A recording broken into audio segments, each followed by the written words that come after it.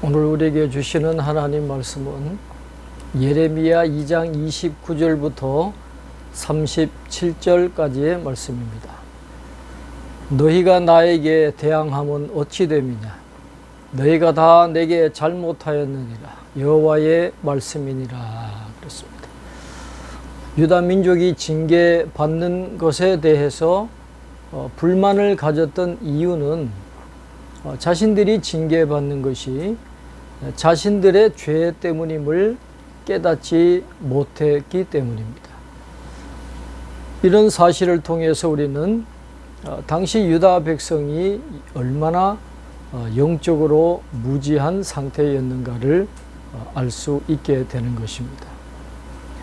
내가 너희 자녀들을 때린 것이 무익함은 그들이 징계를 받아들이지 아니함이라. 너희 칼이 사나운 사자같이 너희 선지자들을 삼켰느니라 라고 했습니다. 부모들의 영적인 무지가 그 자녀들에게도 악영향을 끼쳐서 자녀들도 하나님의 징계를 깨닫지 못할 정도로 강팍했다라는 것입니다. 너희 칼이 사나운 사자같이 너희 선지자들을 삼켰느니라 하는 말씀은 유다의 악한 왕 므낫세가 참된 선지자들을 많이 학살했던 사실을 가리키는 말씀입니다.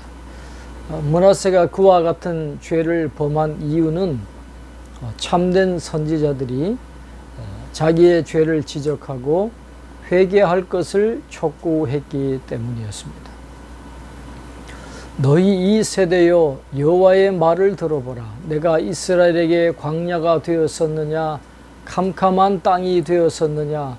무슨 이유로 내 백성이 말하기를 우리는 놓였으니 다시 줍게로 가지 아니하겠다 하느냐라고 말씀합니다. 이스라엘은 하나님이 길 없는 광야인 것처럼 또는 칠흑 같은 어둠인 것처럼 그렇게 평가를 하면서 그분을 떠나서 방황했습니다. 하나님은 이 백성에게 그 자신과 그 길에 대해서 얼마나 많이 계시하셨는지를 알고 계시기 때문에 백성이 이런 변심을 도저히 이해하실 수가 없다 하는 표현이 이 말씀에 드러나 있는 것입니다. 처녀가 어찌 그의 배모를 잇겠느냐? 신부가 어찌 그의 예복을 잇겠느냐? 오직 내 백성은 나를 잊었나니 그 날수는 셀 수 없거늘이라고 말씀하고 있습니다. 하나님께서 이렇게 말씀하시는 이유는 사람은 폐물이나 예물 같은 사소한 귀중품까지도 잊어버리지 않는데 하물며 유다 백성은 천지 만물을 창조하시고 자기들을 구원하시고 복을 주시는 하나님을 잊어버렸다는 사실을 강조하기 위함입니다.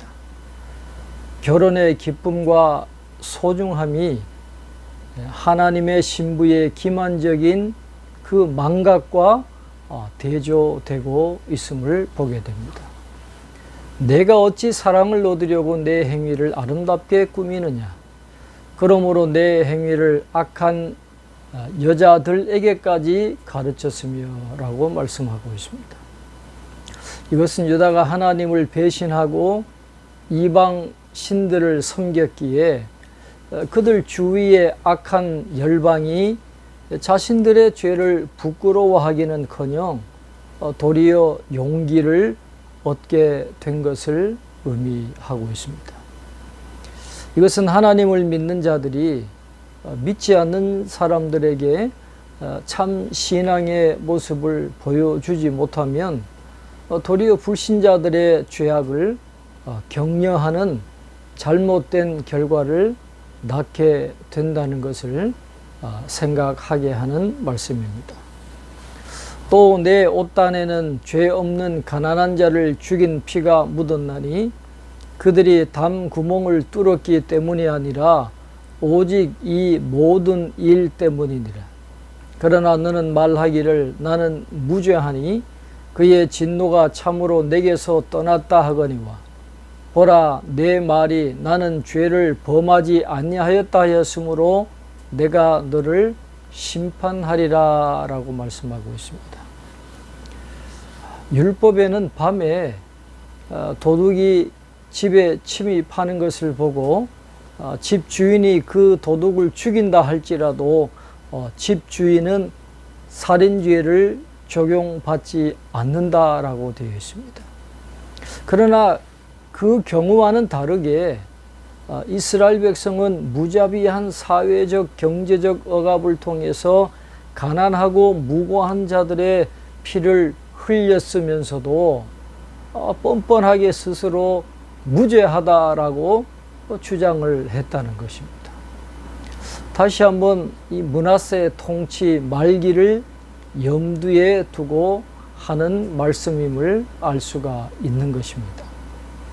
요한일서 1장에 보면 죄 없다 하는 자는 스스로 속이는 자이며 하나님을 거짓말하는 이로 만드는 자라, 그러한 말씀이 나오고 있는데, 당시 유다 백성들이 그런 행위를 하고 있었던 것입니다.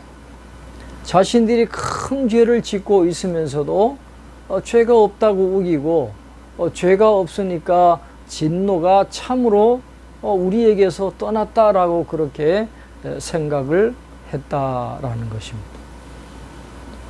내가 어찌하여 내 길을 바꾸어 부지런히 돌아다니느냐, 내가 아수르로 말미암아 수치를 당함같이 또한 애굽으로 말미암아 수치를 당할 것이라. 내가 두 손으로 내 머리를 싸고 거기서도 나가리니 이는 내가 의지하는 자들을 나 여호와가 버렸으므로 내가 그들로 말미암아 형통하지 못할 것임이라 그랬습니다. 유다의 지도자들은 친애굽파와 친아수르파로 나뉘어져 있어서 그런 정치적인 동맹을 맺으면서 나라의 문제를 해결해 보려고 시도를 했습니다. 그러나 하나님께서는 그들보다 훨씬 강력한 바벨론을 들어서 그들을 심판하셨습니다.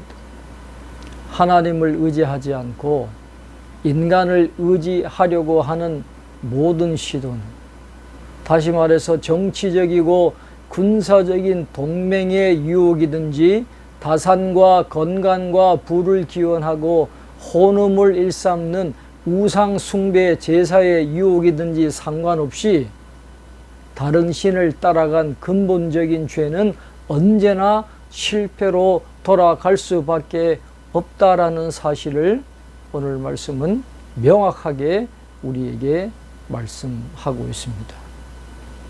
오늘 이 말씀을 기억하면서 우리의 믿음의 눈이 열려서 오직 주님의 신앙으로 믿음 지키며 하나님을 바라보며 살아갈 수 있는 우리 모두가 될 수 있기를 바랍니다. 기도하겠습니다. 하나님 아버지, 하나님과의 첫사랑을 잊어버리고 우상을 숭배하며 세상 권세와 또 능력을 쫓아 살아갔던 이스라엘 백성들, 유다 백성들에게 돌아오는 것은 좌절과 수치와 절망밖에 없다라는 것을 오늘 말씀을 통해서 분명하게 깨닫게 됩니다.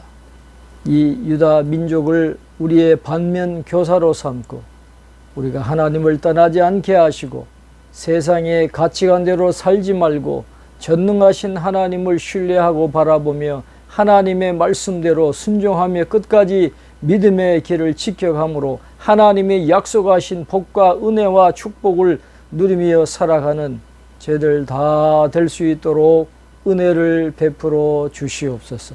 오늘도 우리와 함께 하실 줄 믿고 예수님 이름으로 기도하옵나이다.